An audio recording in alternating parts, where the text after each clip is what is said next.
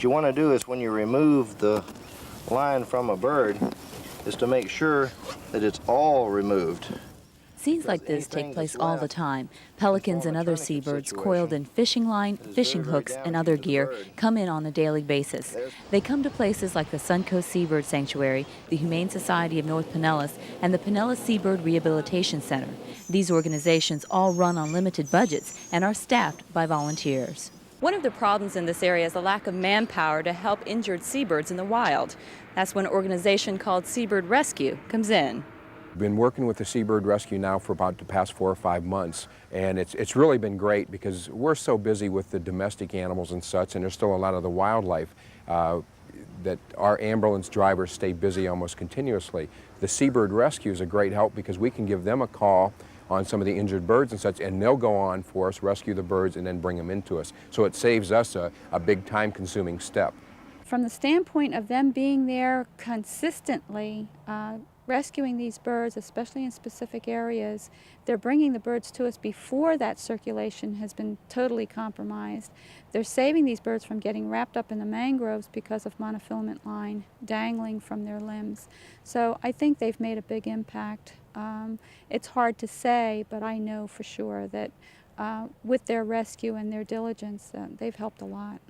Seabird Rescue grew from the desire of two people who saw a definite need in their community.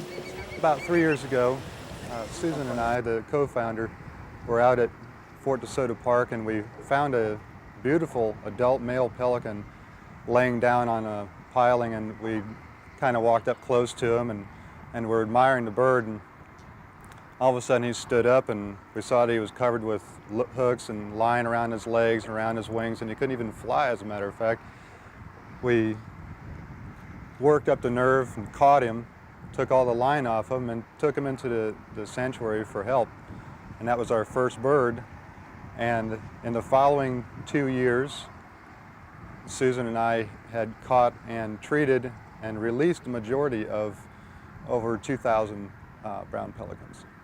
Nita Bernstein is one of over 65 volunteers who patrol area beaches, piers, and marinas in search of birds with monofilament fishing line or hooks on them. They also try to pick up anything that may cause birds to get into trouble.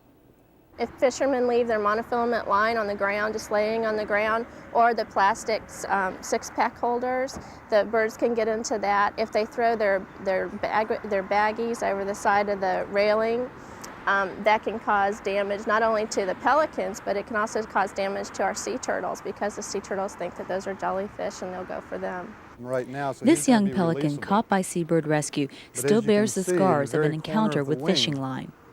The line always makes its way down to the corner of the wing and wraps its way around through the feathers. This point right here is a large wear scar from monofilament line. When he's flying and flapping his wings, that line just keeps wearing, hold still, keeps wearing in that one spot. This isn't so bad, but we've seen him to the point that this leading edge tendon is actually cut clean through. The injuries to a bird may not always be apparent. Lee Fox of the Pinellas Seabird Rehabilitation Center says that being aware of a bird's normal behavior is the key. You have to start recognizing posture.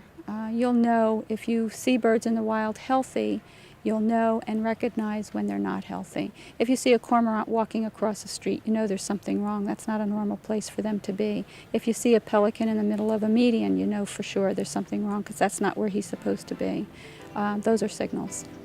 If you see an injured seabird that needs help, or if you would like more information on Seabird Rescue, call 734-3860. In your interest, I'm Eileen Smeedy.